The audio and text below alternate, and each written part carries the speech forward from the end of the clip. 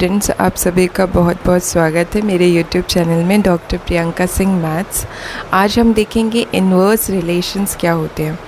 तो सबसे पहले आप इसके पहले जो वीडियो है वो आप देख लीजिए, जिसका लिंक है डिस्क्रिप्शन में, जिसमें मैंने रिलेशंस बताया है, कैसे रिलेशंस को आप लिख सकते हैं रोस्टर फॉर्म में, सेट बिल्डर फॉर्म में, और साथ ही साथ डोमेन, कोडोमेन और रेंज कैसे निकालेंगे रिलेशन का। आज हम देखेंगे इन्वर्स रिलेशन कैसे निकालते हैं। सो पढ़ेंगे इन्वर्स रिलेशन। ओके, सो इन्वर्स रिलेशन क्या होता है। सबसे पहले रिलेशन क्या होता है, तो रिलेशन हमेशा सबसेट होता है Cartesian product of A cross B का। Cartesian product A cross B का हमेशा सबसेट होता है हमारा रिलेशन। शॉर्ट में मैंने बताया था R is a subset of A cross B. ये क्या है, Cartesian product of set A and set B. तो सबसे पहले हमें ले लेने हैं दो सेट्स ए एंड बी, दोनों ही नॉन एम्प्टी सेट्स हैं, और आर जो होगा वो क्या होगा, हमारा रिलेशन होगा from a non empty set A to a non empty set B. ठीक है, आर सबसेट होता है कार्टेशियन प्रोडक्ट का, और ये कहाँ से कहाँ तक है, ए टू बी। अब हमें आर इन्वर्स डिफ़ाइन करना है, इन्वर्स रिलेशन डिफ़ाइन करना है। तो सिंपल वो भी क्या होगा, यहाँ से यहाँ तक डिफ़ाइन होगा, उल्टा कर देंगे आप इन्वर्स। तो आर हमारा सेट ए से बी में है, तो आर इन्वर्स डिफ़ाइन हो जाएगा B to A, set B to A. Okay, so इसकी डेफिनेशन अगर हम लिखें इन्वर्स रिलेशन की, तो पहले आपको रिलेशन बताना पड़ेगा।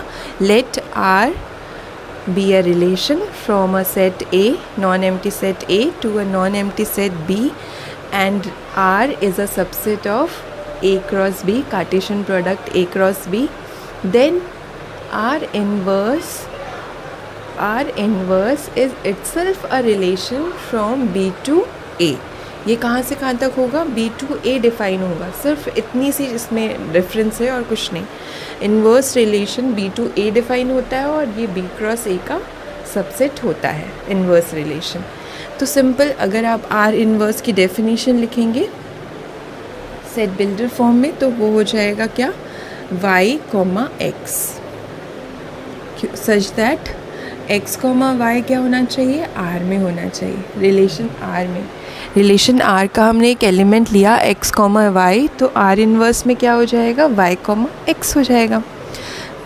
और यहाँ पर x और y कहाँ से आए हैं, x हमारा सेट A से आया है, y हमारा सेट B से आया है। सिंपल, ये है R इन्वर्स की डेफिनेशन। इन्वर्स रिलेशन डिफ़ाइन करना बहुत आसान है, सिर्फ आपको क्या करना है, जो रिलेशन है उसको उल्टा कर देना है। रिलेशन में हमारा x, y अगर है ऑर्डर्ड पेयर, तो R इन्वर्स में हो जाएगा वो y, x। सिंपल है, x, y है, x कहाँ से आया है, सेट A से, y कहाँ से है, सेट B से। ये R रिलेशन है, और R इन्वर्स लेंगे तो y, x हो जाएगा, B टू A हो जाएगा। ये तो डेफिनेशन हो गई।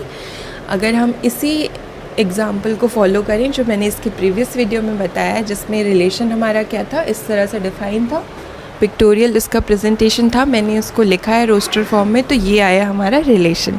इसी का अगर मैं R इन्वर्स लिखूं, इसी का एग्ज़ाम्पल यूज़ करूं, तो क्या हो जाएगा, 4, 2 की जगह हो जाएगा 2, 4।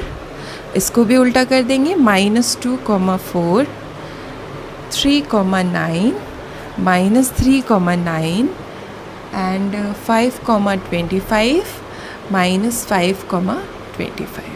ये हो जाएगा हमारा R inverse, means inverse relation.